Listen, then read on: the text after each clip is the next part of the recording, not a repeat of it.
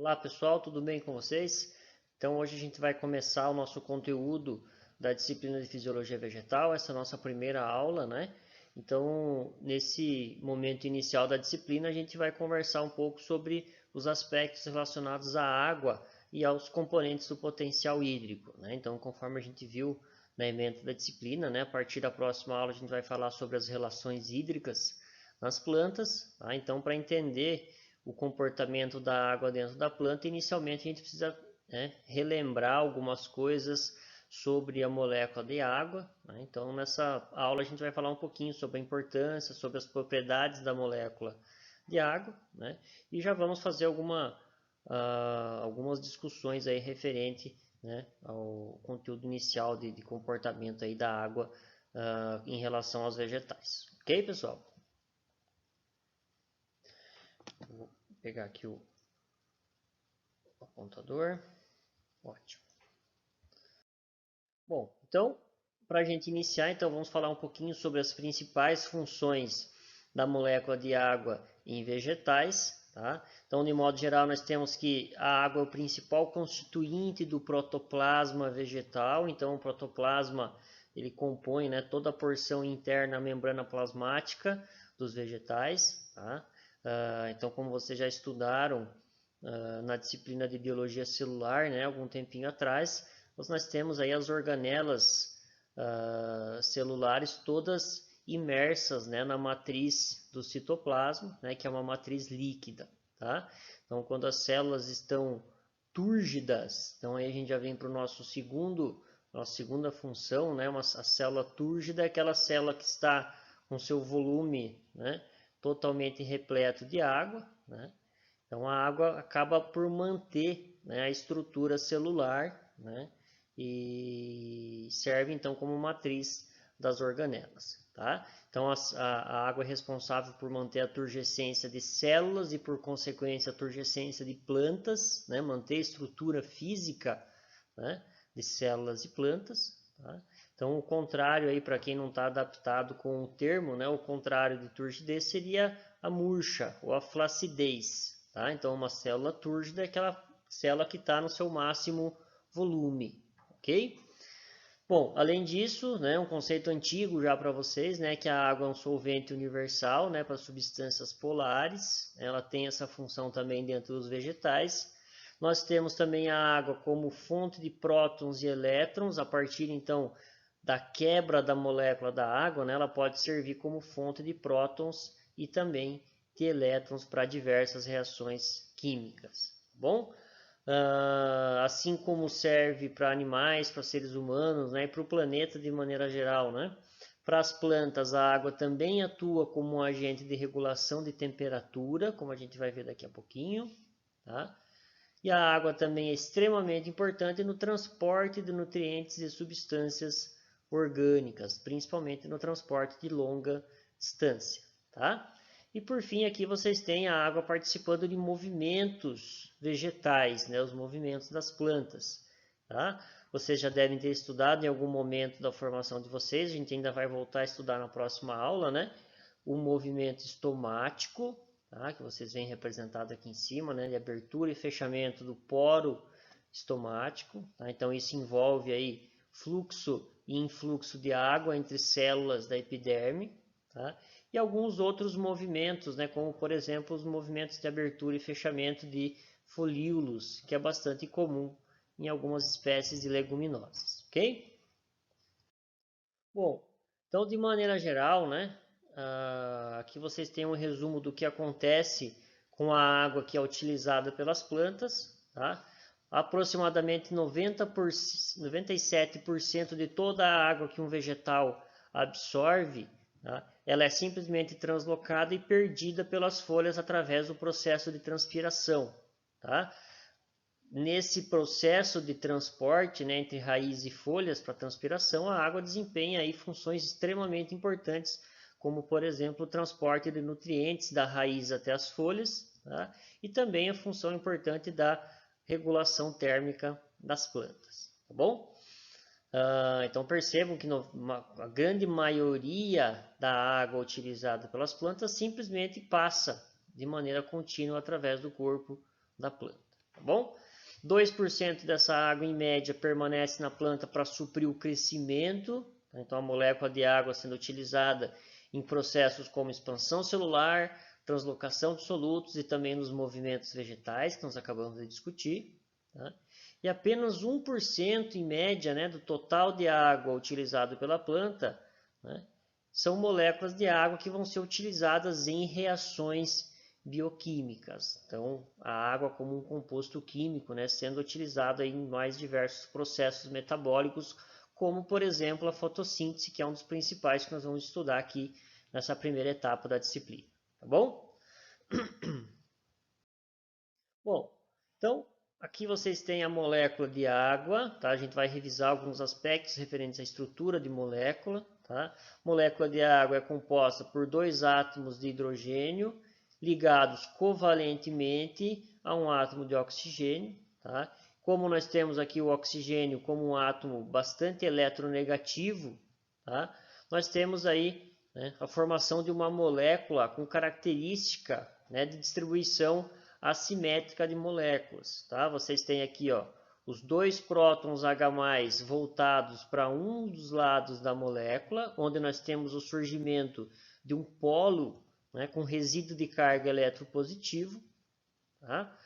E na porção, né, contrária da molécula, nós temos então o átomo de oxigênio, onde nós temos a ocorrência de um polo com resíduo de carga eletronegativo, tá?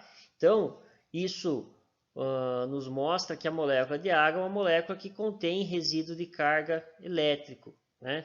De um lado um resíduo positivo e do outro lado um resíduo negativo, tá? Quando nós somamos a intensidade, né, a magnitude desse polo negativo junto com o polo negativo, nós temos que a carga líquida da molécula de água é zero, ou seja, a intensidade da carga negativa, né, ela é balanceada pela carga positiva. Então, tudo bem? Mas, contudo, né, essa ocorrência desses polos é extremamente importante para a interação das moléculas de água com o seu ambiente, né, com o ambiente ao seu redor, certo? Como a gente pode ver aqui, ó, através desses resíduos de carga positivo e negativo, tá, nós temos a capacidade extremamente importante das moléculas de água de formar as chamadas pontes de hidrogênio. Tá? Então, as pontes de hidrogênio se formam através da atração de um polo negativo de uma das moléculas de água, nesse caso, com um polo eletropositivo de uma outra molécula de água. Ok? E isso pode ocorrer, então, né, esse potencial de ligação pode ocorrer tanto entre moléculas de água, né, quanto entre uma molécula de água e uma outra determinada substância, certo? Para vocês terem uma ideia da magnitude dessas forças de ligação, né, a ponte de hidrogênio tem uma força, né, de aproximadamente 23 kJ por mol, enquanto a ligação covalente que une, né, os átomos da molécula é uma ligação da magnitude de 470 kJ por mol. O que isso significa para nós?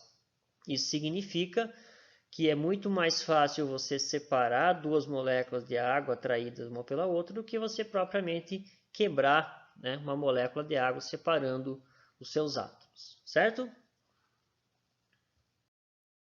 Então, a partir dessas propriedades, né, dessa capacidade de formar pontos de hidrogênio, então a gente vai ver algumas das principais propriedades da molécula de água. O primeiro, então, a água atuando como solvente universal, né, para solutos polares, que são solutos que apresentam algum tipo de resíduo de carga, positiva ou negativa. Tá? E aqui, então, vocês têm um exemplo da água dissolvendo um cristal de cloreto de sódio, de sal. Né? Então, aqui vocês têm, né, cátions de sódio, né, e os ânions cloro ligados entre si. Tá? Quando esse cristal é colocado em contato com água, tá? Nós temos aí a água atuando na dissolução desse cristal. Tá? A água possui uma elevada constante dielétrica. Tá? A constante dielétrica da água é de 80. O que isso significa? Significa que a força de atração entre um cátion e um ânion ela é reduzida em 80 vezes na presença de água, então provocando a sua dissolução, a sua separação. Tá? e ao se dissolver na água, então nós temos, né, a ocorrência de pontes de hidrogênio ao redor, tanto dos ânions cloro quanto dos prótons, né, dos cátions aqui, perdão, de sódio. Então vejam aqui, ó, polo eletropositivo da água formando pontes de hidrogênio com o cloro, e aqui vocês têm os polos eletronegativos da água formando pontes de hidrogênio com o sódio. Tudo bem? E aí percebam vocês que a água, né, isso vocês já devem ter estudado lá nas disciplinas de química, né? A água vai ter uma capacidade limitada de dissolver, né, um determinado soluto, né? Quanto mais soluto é adicionado na água, menor vai ficando a capacidade da água em dissolver mais soluto, né? Vai chegar um momento em que essa solução vai estar saturada, né? E o excedente de sal vai tender a precipitar no fundo do recipiente, não é mesmo? Então percebam vocês, isso é um conceito importante, né? Que a água possui uma capacidade limitada, né? Um potencial energético limitado para dissolver um determinado soluto. Tudo bem? Bom, uma outra propriedade da molécula da água que está relacionada com a formação de pontes de hidrogênio, então, é a capacidade, né, de apresentar ligações do tipo coesão e também de adesão. Tá? A coesão é uma força de atração entre substâncias ou moléculas semelhantes, tá? Que é nada mais, nada menos do que a formação das pontes de hidrogênio entre moléculas de água que a gente viu 2 slides atrás. Né? Então, quando a gente tem essa força de atração, né, a formação de pontes de hidrogênio entre duas moléculas de água, tá? Nós dizemos que as moléculas de água estão coesas entre si. Tá? Então, no estado líquido, né, num copo de água, por exemplo, né, aquele grupo de moléculas de água estão coesas entre si. Tá? Elas estão em constante movimento, né, as partículas estão em constante agitação, tá? Mas constantemente atraídas umas pelas outras através da formação de pontes de hidrogênio. Tá ok?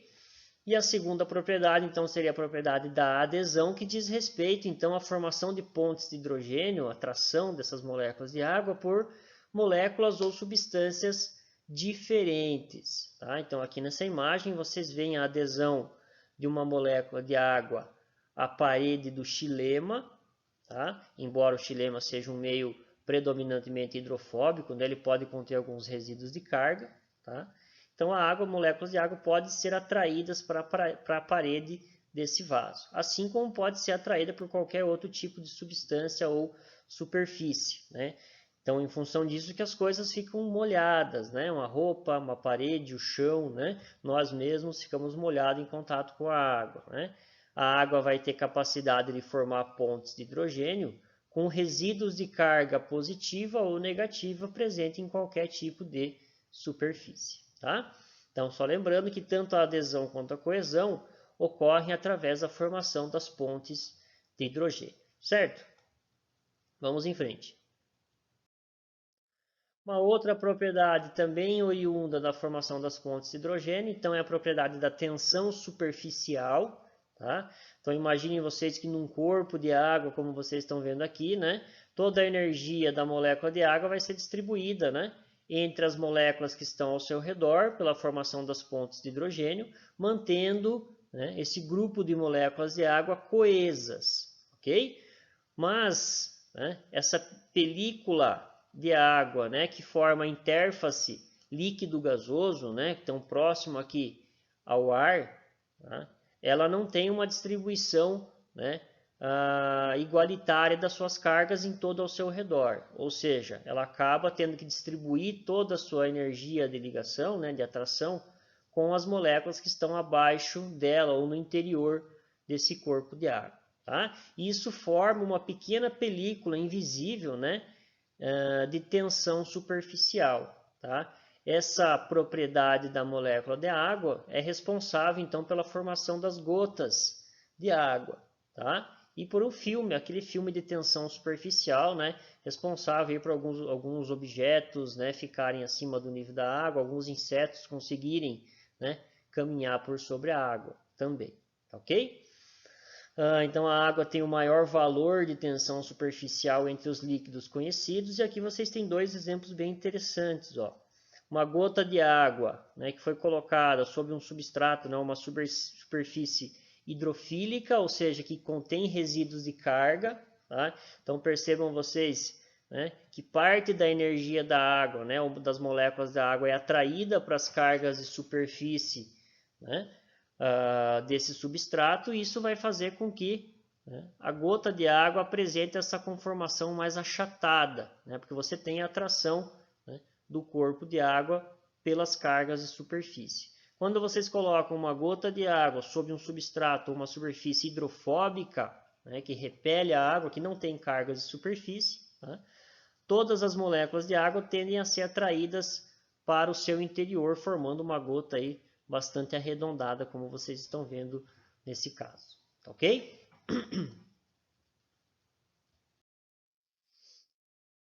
Quando a gente considera aí as propriedades de coesão, adesão e tensão superficial em conjunto, tá?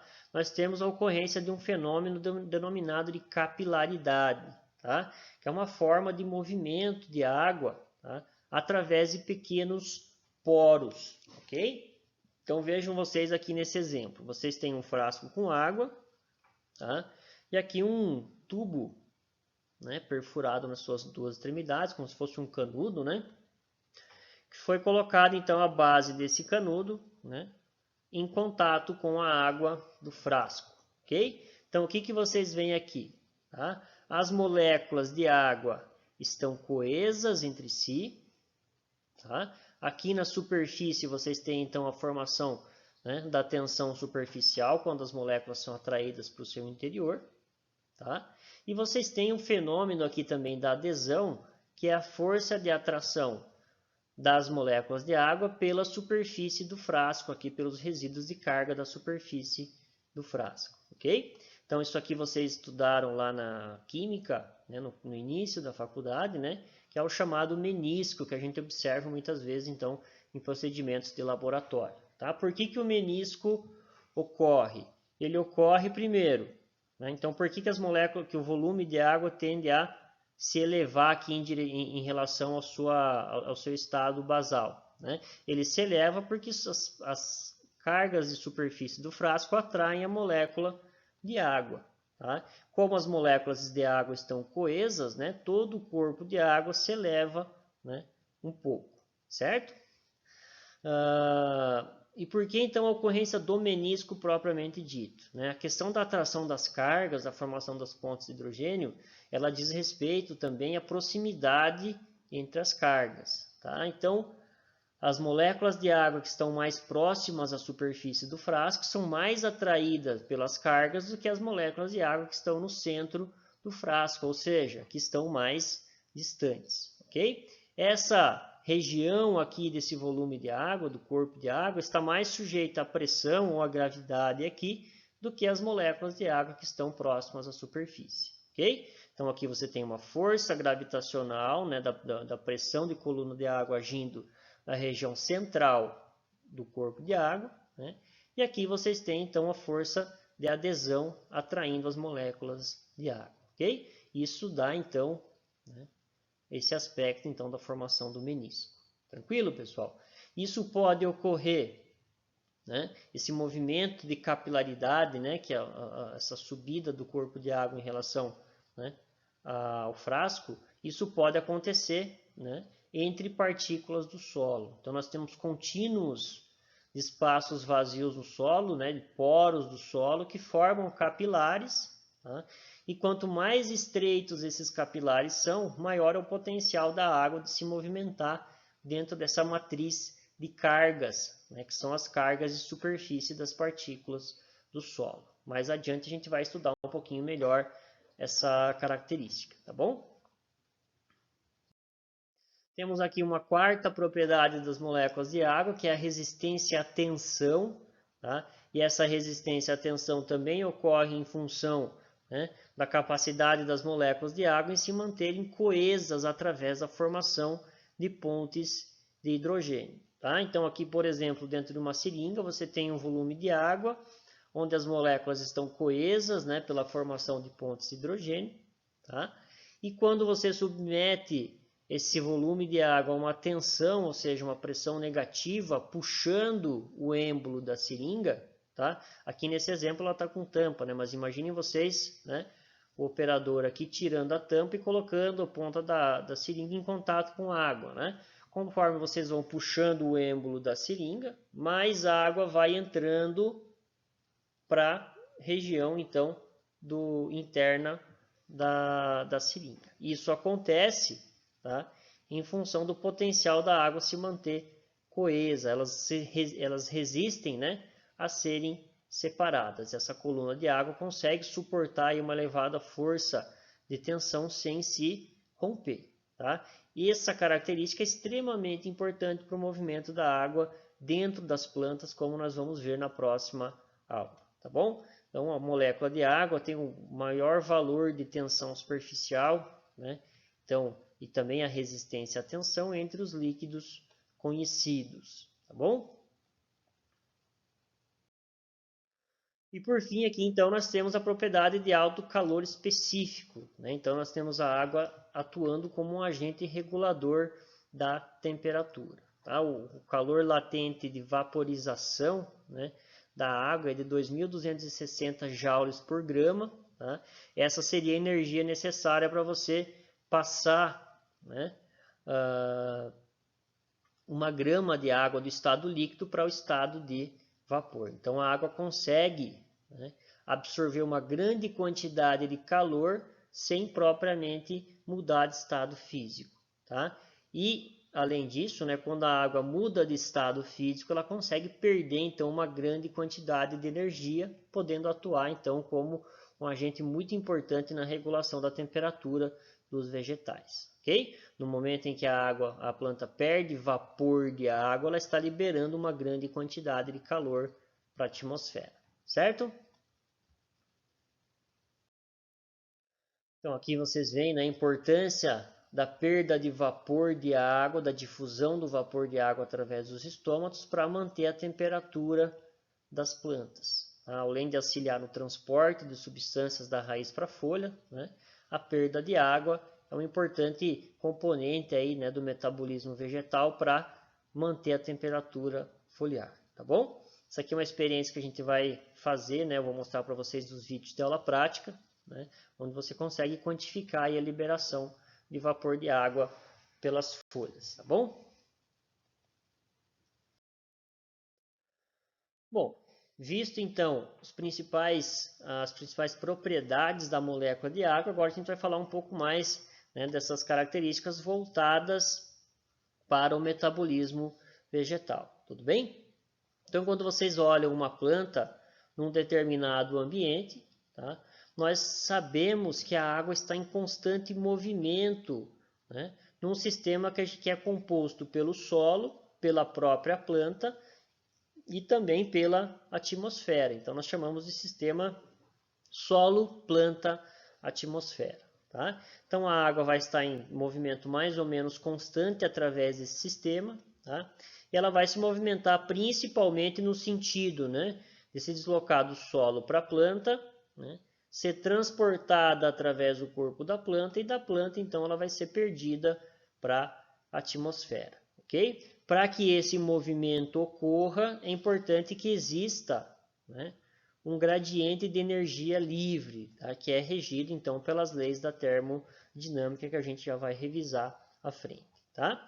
Então, esse gradiente de energia livre, né, é uma condição essencial para a água se movimentar tanto a nível celular, ou seja, em curta distância, quanto ao movimento de água a longa distância, aí em árvores, por exemplo, que podem apresentar mais de 100 metros de altura.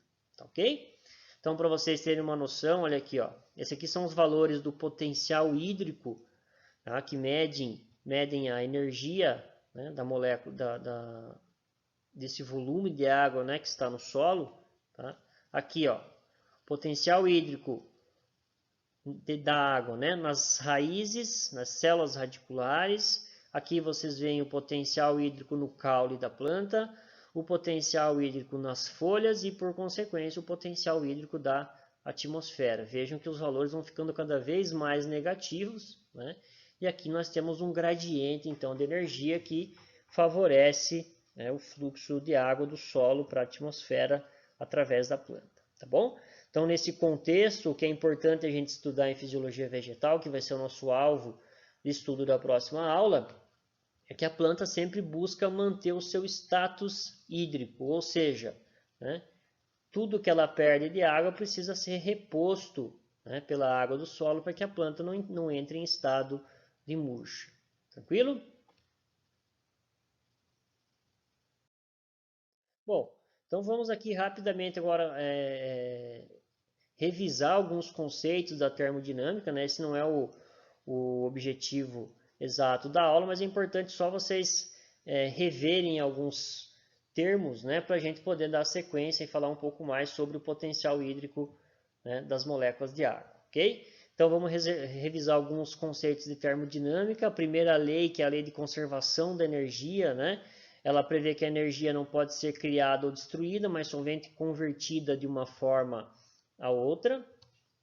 A segunda lei, o segundo princípio da termodinâmica, né, que é o princípio da transferência de energia, extremamente importante para nós aqui, que diz que a energia espontaneamente, tá, espontaneamente, sempre se desloca de níveis mais altos para níveis mais baixos, a fim de atingir um equilíbrio, né? Então, seja aí um gradiente de energia gravitacional, né? Por exemplo, uma água caindo que cai da cachoeira, né? Um movimento espontâneo, uma xícara de café que gradualmente vai esfriando quando está num ambiente mais frio, né? Em relação à temperatura do volume de café, né? E a luz, né? O calor ser mais intenso perto da sua fonte, né? Que no caso a luz mais intensa perto da lâmpada, né? Então os fótons de luz eles vão se dissipando pela atmosfera, né? Então, perto da fonte de luz, estão num alto nível energético, eles vão se dissipando, né? Buscando um nível mais baixo de energia, ok? Bom, então dentro desse contexto, a gente tem a entalpia de um sistema, que é o conteúdo total de energia, né? Que é medido normalmente na forma de calor. Então, toda energia que tem num determinado sistema é chamado de entalpia, tá?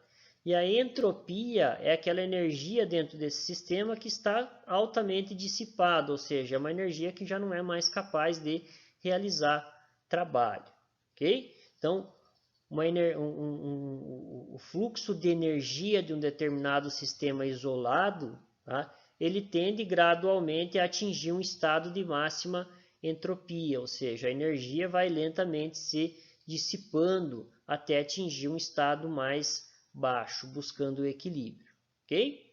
Então o universo aí tende à entropia máxima, né? Os mais desesperados, né, falam que o universo tende ao fim, né? O fim do mundo quando, né, o fluxo de energia cessar, né, e se dissipar totalmente, tá? Mas isso vai demorar bastante, fiquem tranquilos.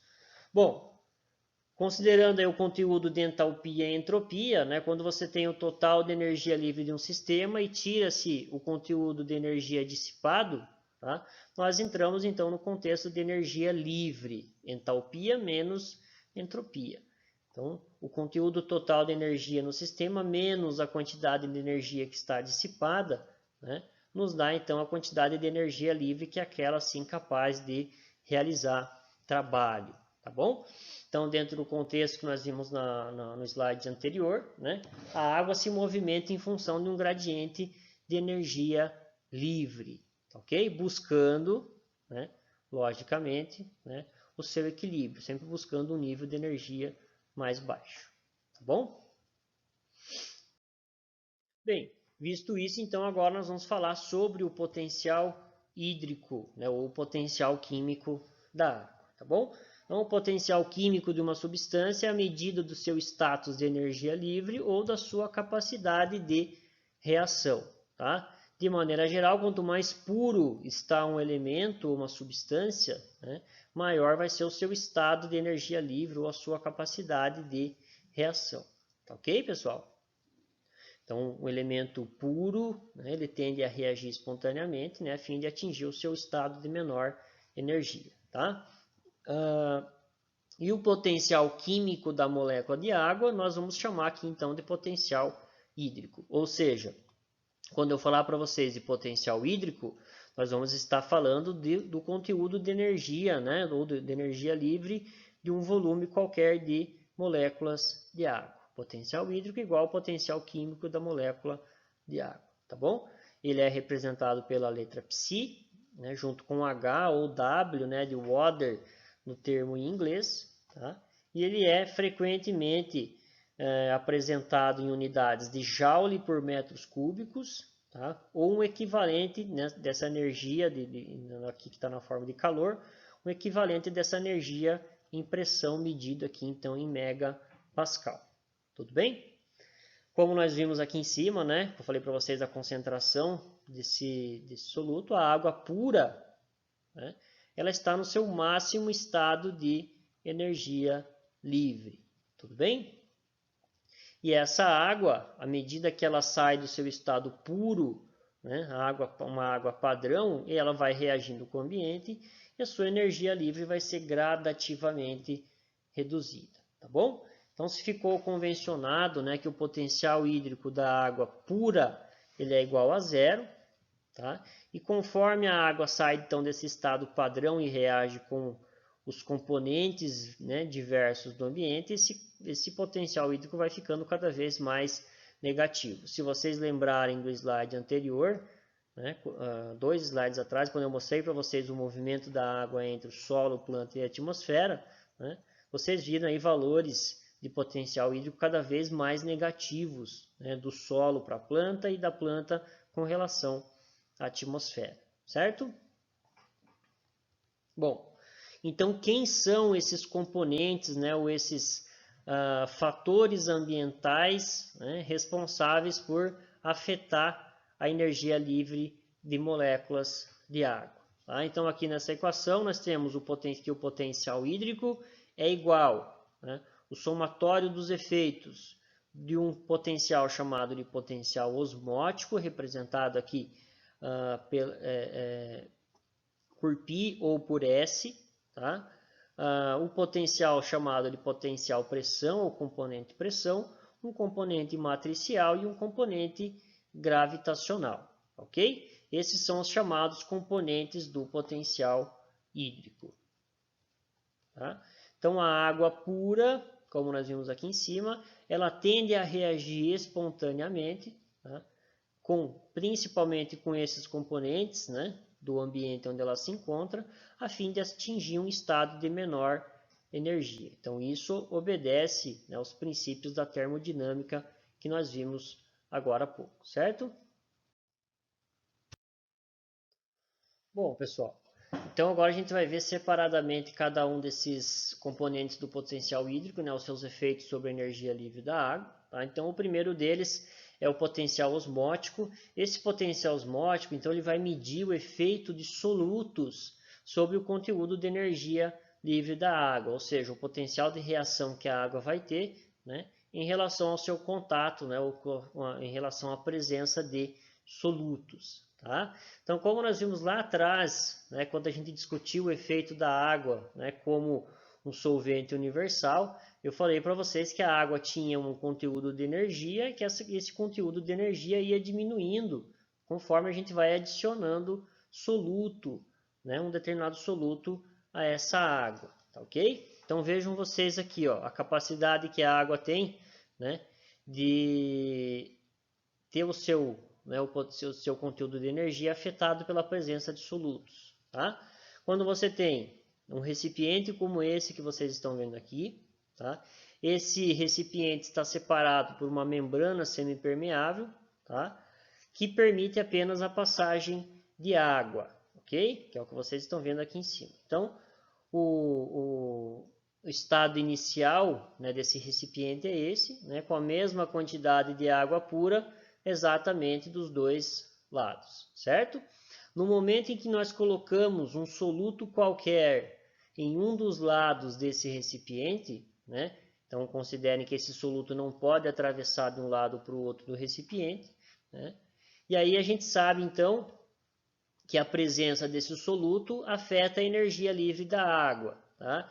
E o conceito que nós acabamos de ver é que a água espontaneamente tende a se deslocar de locais com alta energia livre, onde ela está no seu estado puro, para locais com baixa energia livre, tá? Então aqui o soluto foi adicionado à água, nós temos a formação das pontes de hidrogênio ao redor desses solutos, né? Houve a dissolução, né, das moléculas desse soluto, reduzindo a energia livre da água, tá? Como a gente viu lá atrás, né, um exemplo com o cloreto de sódio. Tá? No momento em que que ocorre a dissolução desse soluto, então o conteúdo total de energia da água desse lado é reduzido. Tá? E vai acontecer esse processo então de movimento da água em função do seu gradiente de energia livre, de onde há mais energia livre, de um potencial hídrico mais alto, para onde há um potencial hídrico mais negativo aqui, mais concentrado em soluto, ok? Lá no finalzinho da aula, né, eu vou mostrar para vocês que esse movimento da água em função de um gradiente de concentração de solutos, que ocorre através de uma membrana semipermeável, né, um movimento chamado de osmose, tá bom? Por isso que esse potencial se chama potencial osmótico, certo? Esse movimento pode acontecer entre uma região que tem água pura e uma região que tem solutos, ou pode acontecer também, né, entre uma região menos concentrada em soluto e uma região mais concentrada em soluto. Tá? Então vejam aqui, ó, mais solutos nessa região, o conteúdo total de energia da água é mais baixo do que nessa região onde você tem menos solutos. Então, novamente, a água, né, espontaneamente se movimenta buscando o seu estado de menor energia livre. Ok? Percebam que nos dois casos, né, o efeito disso é um aumento do volume de água, né, no lado onde inicialmente tinha uma maior concentração de solutos. Tá? No equilíbrio, né, o somatório de energia aqui desses dois lados é igual. Okay? Então, ou seja, o potencial hídrico agora, né, depois que a água se movimentou aqui, né, o potencial hídrico do lado A é igual ao potencial hídrico do lado B, e aqui da mesma forma. Bom, o segundo componente, então, é chamado componente pressão. Tá? Esse componente pressão ele mede então o efeito da pressão hidrostática, né, sobre a energia livre da água. Tá? Então aqui novamente vocês têm, né, um reservatório de água pura. Tá? E aí vamos lembrar que a pressão ela pode ser uma pressão positiva ou uma pressão negativa, como vocês também já estudaram na fase inicial do curso, né? E também, né, quando vocês estavam na escola. Então, aqui, nesse primeiro exemplo, vocês têm a ocorrência de uma pressão positiva desse lado do frasco, né, que força todo o conteúdo de água, né, e fatalmente força a coluna d'água a se elevar do outro lado desse frasco. Tá? Quando nós temos, né, a ocorrência de pressão positiva sobre um corpo de moléculas de água, nós podemos aumentar, né, o seu conteúdo de energia livre, ou seja, aumentar o potencial hídrico dessa molécula, desse grupo de moléculas de água. Ok? Por outro lado, se a gente exercer nesse lado do frasco uma pressão negativa, ou seja, uma pressão de sucção, tá? Nós chamamos então uma força de tensão, né, ou pressão negativa, né? Nós podemos então, graças à propriedade da molécula de água de se manter coesa, nós podemos puxar, né, todo o corpo de água nessa direção, né? Isso reduz a energia livre da água pelo fato de você forçar, né, as pontes de hidrogênio que mantêm as moléculas de água coesas, certo? Pois bem, então agora eu vou dar um exemplo para vocês, né, da relação, por exemplo, entre o potencial osmótico, né, e o potencial pressão em vegetais. Tá? A relação entre o potencial osmótico e o potencial pressão, ela determina o que nós chamamos de turgor celular. Lá no primeiro slide eu falei para vocês, né, que o turgor celular, né, representa o estado de máximo volume de uma molécula de água, ok? Então vejam vocês aqui, ó, quando uma célula murcha, né, ou flácida é colocada em contato com água, tá? E dentro dessa célula, então, nós temos solutos, né? Proteínas, aminoácidos, sais de maneira gerais, né? Solutos, açúcares, tá? Nós temos um meio interno com potencial osmótico reduzido, né? Pela alta concentração de solutos. Quando essa célula, então, é colocada em contato com a água vai ser atraída por osmose para dentro da célula, aumentando gradativamente o seu volume, ok? O volume celular ele tende ao máximo, tá?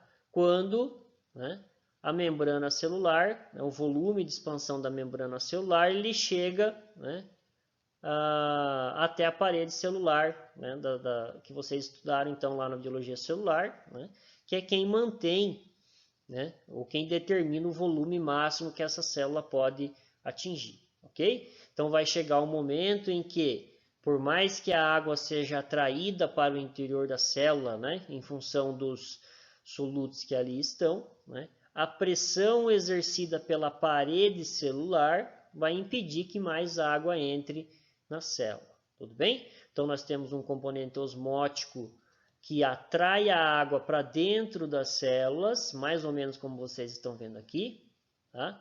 E um componente de pressão de parede, né, que vai forçar a parada de entrada de mais água, tudo bem? Componente osmótico negativo, componente pressão positivo, no momento em que eles se anulam, né, nós temos o potencial hídrico em equilíbrio, certo? Aqui, ó, nesse exemplo que eu dei para vocês nos slides anteriores, né? Então nós temos a passagem de água por osmose daqui para cá, em função do gradiente de concentração. Tá? Essa água para de vir de um lado para o outro, né? Quando você tem aí um componente pressão, né? Gerado pela altura da coluna d'água, que força a parada também do movimento de água, certo? Para vocês terem uma noção, né, de valores do potencial hídrico no interior da célula, o potencial de pressão de parede, né, essa pressão positiva exercida pela parede, ou pressão de turgor celular, ela varia de 0,5 a 1,5 megapascal. Tá? Para vocês terem um comparativo, né, a pressão em um pneu normalmente está em torno de 0,25 megapascal. Né? Então vejam aqui, ó, que a força de pressão, né, suportada pela parede celular, tá? Ela chega aí a ser 6 vezes maior do que uma pressão de um pneu de um carro, por exemplo. Ok? Aqui um outro exemplo bastante interessante. Aqui eu gostaria que vocês prestassem bastante atenção, né? Até para vocês entenderem, né, como o potencial hídrico, né, o resultante de potencial hídrico, ele pode ser calculado matematicamente, né, no estado de equilíbrio, tá? Vocês têm aqui, né, um recipiente com água pura, tá? Então, se a água é pura, né, ela está no seu máximo estado de energia livre, né, o potencial hídrico é igual a zero, o potencial osmótico e o potencial pressão são iguais a zero. É uma água pura padrão, certo? Nós vamos, né, a partir dessa água, né, formular uma solução com 0,1 mol de sacarose, tá? Ou seja, nós vamos afetar aqui, né, nós vamos alterar o seu potencial osmótico, que é o que vocês estão vendo aqui. Colocando nessa solução, então, fazendo uma solução de 0,1 mol de sacarose, nós vamos gerar uma solução com potencial hídrico de menos 0,244 megapascal. Potencial pressão continua zero, né? Então, matematicamente aqui, né, o potencial pressão mais potencial osmótico, 0 menos 0,244 é igual a menos 0,244, certo? Nós vamos colocar dentro dessa solução uma célula, tá, flácida, uma célula murcha, ou seja, a parede celular não está exercendo nenhum tipo de pressão, né, sobre o conteúdo interno, ou seja, o potencial pressão é zero. O potencial osmótico é menos 732 megapascal, tá? Por consequência, o potencial hídrico, zero mais isso, né? Menos 0,732 megapascal. Tudo bem? Nós vamos colocar essa célula em contato com a solução, tá? E aí percebam vocês que o potencial hídrico interno da célula é mais negativo do que o potencial hídrico da solução. Menos 732 dentro da célula, menos 244 fora da célula. E aí vocês vão lembrar comigo, né, que a água espontaneamente tende a reagir no sentido de se deslocar de onde ela tem mais energia livre para um ambiente com menor energia livre para buscar o equilíbrio. Tá? Isso vai fazer com que a água por osmose, nesse caso aqui que temos a membrana da célula, né, a água por osmose entre na célula, ok? Conforme a água vai entrando na célula e aumentando seu volume, nós temos gradativamente, né, um aumento da pressão de turgor, né, pela limitação do volume, né, proporcionada pela presença da parede celular. Tá? Então aqui a pergunta é, qual vai ser, né, o potencial de pressão que precisa ocorrer nessa célula para que a água pare de entrar, né, por osmose? Então aqui matematicamente, né, nós temos que se o ambiente externo, tá, é de menos 2,44, tá, a célula vai estar em equilíbrio quando, né, nós tivermos um potencial também de menos 0,244 para se atingir um equilíbrio, ok? Considerando aí então a diferença de potencial osmótico dentro e fora, tá, o potencial pressão no momento de equilíbrio vai ser de 0,392, ok? Então nesse caso, quando a pressão de parede for igual a 0,392 positivo, né, isso vai inibir a entrada de mais água no interior da célula. Nós temos um equilíbrio entre o ambiente interno e o ambiente externo. Certo, pessoal? Eu pretendo colocar para vocês depois no Moodle alguns exercícios para vocês fixarem esse conteúdo, mas é um cálculo matemático bastante simples, tá bom?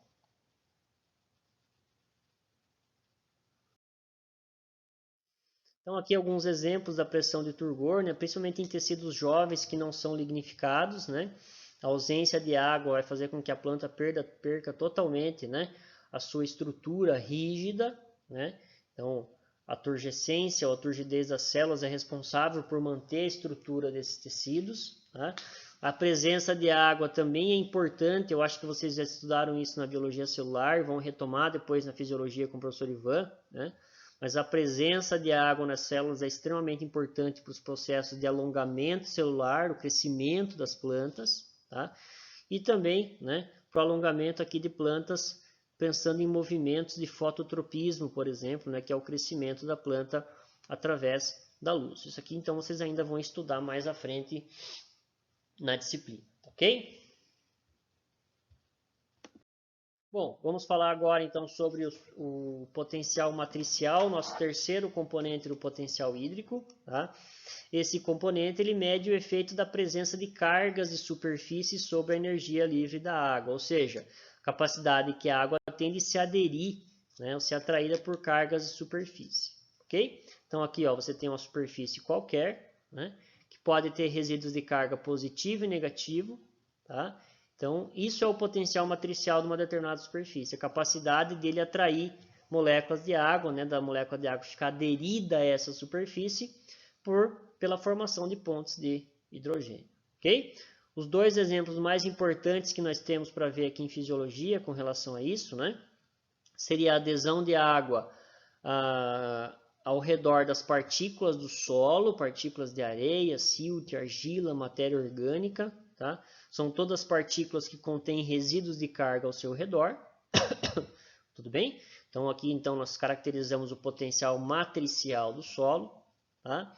E aqui a atração que as moléculas de água têm pelo tecido de reserva de sementes, né, que provoca então o chamado processo de embebição, quando uma semente é colocada em contato com a água, né, as moléculas de água são atraídas, né, por resíduos de carga, né, inicialmente por resíduos de carga que estão nos componentes de reserva da semente, e a água entra, né, no interior da semente, aumentando seu volume. Tá? Esse processo é chamado então de embebição. Bom, e aí por fim, então nós temos o componente, né, do potencial hídrico final, aí, né, que seria o potencial gravitacional, que ele mede o efeito da gravidade sobre a energia livre da água. Então, a atração gravitacional, né, que o corpo de água tem em direção ao centro da Terra, assim também como a atração que qualquer um dos corpos, né, que está na atmosfera terrestre, né, vai sofrer em direção ao centro da Terra. Esse potencial gravitacional, né, o efeito dele sobre a água é extremamente importante, né, para a regulação do movimento da água no solo, né, e para a determinação do conteúdo de água que fica retido no solo após uma chuva, por exemplo. Tranquilo? Pela interação de potencial matricial e potencial gravitacional, então nós temos aqui novamente o movimento capilar, né, o movimento de água através dos capilares, né, do solo também. Tá? O movimento de água através dos poros do solo, ele é altamente dependente do diâmetro desses poros. Né? Quando você tem um poro mais estreito, né, você tem mais efeito das cargas da superfície desse poro, né, das partículas, e um menor efeito da pressão gravitacional, né, pelo volume da coluna d'água. Quando o capilar é maior, né, o movimento de água é mais baixo porque o efeito da gravidade é maior. Vocês podem ver isso, né? Então olha aqui, ó. Vocês têm areia, vocês têm argila e vocês têm silt, tá? Dentro dos mesmos frascos que vocês têm aqui no exemplo, em contato com a água. Aqui vocês veem o movimento de capilaridade da água na areia, onde você tem poros grandes, tem mais efeitos da gravidade. Tá? Aqui vocês têm o movimento da água na argila e aqui no silt. Tá? A argila, nesse caso, né, seria a que teria o menor diâmetro de partículas. Tudo bem, pessoal? Então, o potencial matricial do solo, como que vocês acabaram de ver ali representado pelo silt, pela areia, pela argila, ele determina o conteúdo total, né, de água que fica retida num determinado solo. Tá? Vocês já devem ter estudado esse comportamento na disciplina de Física dos Solos, né, mas a gente vai relembrar algumas coisas aqui para vocês. Tá? Nessa primeira imagem que eu estou circulando aqui para vocês, vocês têm um solo totalmente saturado, né? Por exemplo, logo após uma chuva, tá? Todos os espaços porosos do solo estão repletos de água, tudo bem? Nem toda essa água é atraída pela superfície das partículas do solo, tá? Como a gente acabou de ver, né? Quanto mais distante da partícula essa molécula de água está, menos ela vai ser atraída pela partícula e mais ela vai ser atraída pela gravidade. Tá? Então, fatalmente, né, normalmente no intervalo de 24 a 48 horas, tá, toda a água que nós chamamos de água gravitacional, ela é drenada, ela vai percolar no perfil do solo. Ok? Então, o que acontece aqui? Ó? Apenas a água que é atraída pelas partículas do solo ficou, né, nesse volume de solo. O restante da água, então, que nós chamamos de água gravitacional, foi drenada. Tranquilo, pessoal? Então, esse conteúdo de água que vocês veem aqui, ó, tá, que é o máximo conteúdo de água que esse solo é capaz de reter, ele reflete o potencial matricial desse solo, tá bom? Quando esse solo está no seu máximo conteúdo de retenção de água, perdida a água gravitacional, nós dizemos que esse solo, né, está na sua capacidade de campo. Tudo bem? Então, grande parte dessa água que vocês veem aqui, né, vai ser a água que vai estar disponível para as plantas absorverem, mas nem toda essa água, tá? Então, vamos fazer um raciocínio bastante simples, né? Imaginem vocês todo esse filme de água de uma partícula qualquer, tá? Imaginem vocês que quanto mais próxima a molécula de água está da superfície, mais fortemente atraída por ela essa água está. Tá? Quanto mais fortemente atraída ela está, mais difícil vai ser dessa água ser retirada, né, dali, de próximo da partícula do solo. Okay? Então existe uma pequena porção dessa água ao redor da partícula que as plantas não conseguem retirar do solo. Tá bom? Então, depois de uma chuva, as plantas passam a absorver a água, absorver, né, por vários dias. Se essa água não for reposta através de irrigação de uma chuva, vai chegar no momento em que as plantas entram no estado de murcha, tá? Porque elas não conseguem manter o status hídrico que eu mostrei para vocês lá atrás no início da aula, tá bom? Se esse se esse estado se prolongar por muito tempo, a planta vai chegar num ponto que é chamado de ponto de murcha permanente, né? Que é o ponto onde tem tão pouca água no solo, essa água está tão fortemente retida a partícula, que a planta já não tem capacidade de retirar essa água do solo. Tá? Então, se a planta permanece nesse estado por alguns dias, mesmo que você volte a irrigar essa planta, ela já não tem mais capacidade de se recuperar. Tá ok?